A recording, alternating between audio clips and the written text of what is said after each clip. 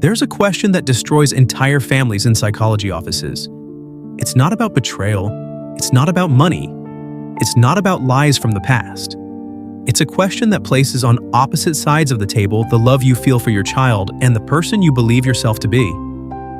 Most parents swear they would know how to answer. Most parents are wrong. If you can answer what I'm about to ask you in less than 10 seconds, without feeling your hands shake, without feeling your stomach drop, you're going to discover something about the architecture of your morality that you might prefer never to know. Here's the scenario, and I need you to be brutally honest with yourself. Your 16-year-old son comes home in the middle of the night. He's different. Hands shaking, eyes lost, breath short. You ask what happened, and he breaks down. Between sobs, he confesses. He killed someone. It was a fight that got out of control, a punch that made the victim fall and hit their head. He didn't mean to, he swears he didn't mean to, but the person is dead, and he ran. No one saw, there are no cameras, there are no witnesses. The police don't know anything yet. Your son begs you with red eyes and hands gripping your shirt not to tell anyone. He's 16 years old, his whole life ahead of him. One mistake, one single terrible mistake, and everything could end. Do you turn your son into the police? Count mentally how long it took you to decide. If you chose to turn your son in immediately, you follow what philosopher Immanuel Kant called the categorical imperative, the idea that certain moral rules are absolute and must be followed regardless of circumstances. For you, the law exists above blood ties. A crime is a crime, regardless of who committed it. You believe that protecting him would transform him into something worse than he already is. You chose society over your own flesh. If you chose to protect your son, you acted according to what evolutionary biology calls kin selection. Biologist William Hamilton demonstrated in 1964 that we're programmed to protect those who share our genes, even at high personal cost. For you, your son is an extension of your own body, and asking you to turn him in is like asking you to rip out your own heart. But here's the problem. The problem isn't your choice. The problem is what you didn't consider while choosing. If you answered in less than 5 seconds without feeling that tear in your chest, something interesting happened in your brain. Neuroscientist Joshua Greene from Harvard discovered that fast moral decisions usually come from the emotional system, not the rational one. Your brain temporarily disconnected the emotional connection with the victim to process the decision. You didn't think about the mother who will receive the news that her son isn't coming back. You didn't think about the father who will identify the body. You thought about your son, only your son. This doesn't make you a monster, it makes you human. Neuroimaging studies show that when the brain needs to choose between protecting a family group member and protecting a stranger, it automatically reduces activity in areas responsible for empathy with the stranger. You didn't choose to be this way. Millions of years of evolution chose for you. Now let's go to the second level. And this one will reveal the real price of your morality. Same scenario. Your son killed someone. He's begging you to protect him. But now you discover a detail. The victim wasn't innocent. The victim was a 30-year-old man who had been harassing your 14-year-old daughter, your son's younger sister. Your son found out, confronted the man, and the situation escalated. The man died. But he had been destroying your family in silence for months. Now the question changes. Do you still consider turning in your son? If your answer changed, if suddenly the idea of calling the police became absurd, you just discovered that your morality is contextual. You don't operate by fixed principles.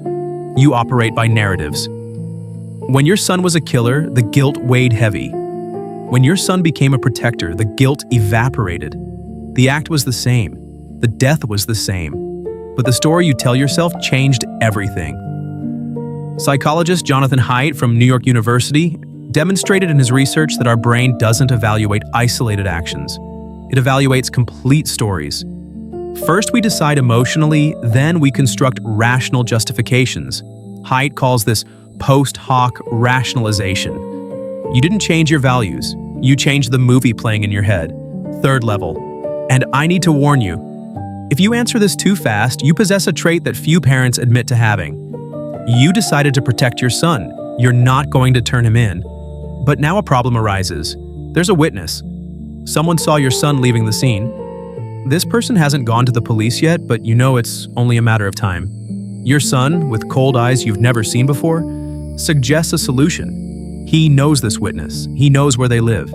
He says he can solve the problem in a way that no one will ever find out. He's not asking for your permission. He's asking for your silence. What do?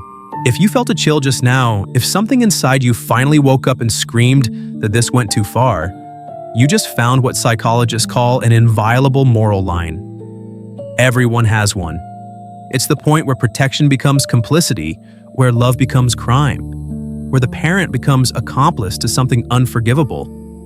But if you hesitated, if for a second you calculated the odds, if you thought about how to ensure the witness doesn't talk without necessarily hurting them, you experienced what researchers call the moral slippery slope. Every small concession you made up to this point prepared your brain to consider larger concessions. You didn't jump from point A to point Z. You were dragged, one justification at a time, last level. And this is the darkest of all. Years pass.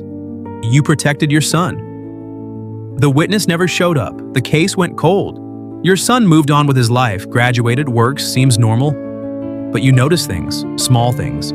The way he manipulates the people around him. The coldness when someone suffers. The ease with which he lies while looking into your eyes. And then you discover, he did it again. Another person. Another death. And this time, it wasn't an accident. This time, it was calculated, cold, clean. You realize that the person you protected years ago wasn't your son making a mistake. It was a predator in formation. And you, with your blind love, with your unconditional protection, gave him the certainty that there would never be consequences. The final question isn't whether you turn him in now.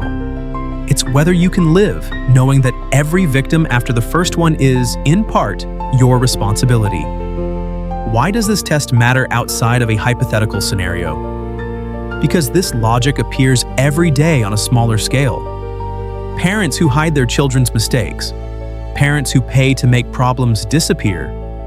Parents who teach without realizing it that love means never facing consequences. Every time you protect your child from a pain they cause themselves, you're calibrating their moral sense. And some moral senses, when calibrated wrong for too long, stop functioning completely. Psychologist Martha Stout, who worked for 25 years at Harvard studying antisocial personalities, estimates in her book The Sociopath Next Door that 1 in 25 people possesses what the Diagnostic and Statistical Manual of Mental Disorders classifies as antisocial personality disorder. They aren't born that way, they're built. And many of them were built by parents who loved too much to let their children face the weight of their own choices. If this test broke you, if you have a lump in your throat and pressure in your chest, you're still connected to your humanity. The pain you feel is the signal that your moral sense still works. But if you got here calculating, coldly analyzing each scenario, if you already had ready answers before I even finished the questions, you possess a mental architecture that most parents don't have. This can make you an efficient protector, or it can make you dangerous to the people you love most. This video wasn't a test about your son, it was a test about you. About how far you would go, about what lines you would cross, about what kind of person you would become to protect what's yours. And now that you know, the question that remains is another one. What do you do with this information? See you in the next analysis of the Dark Mind.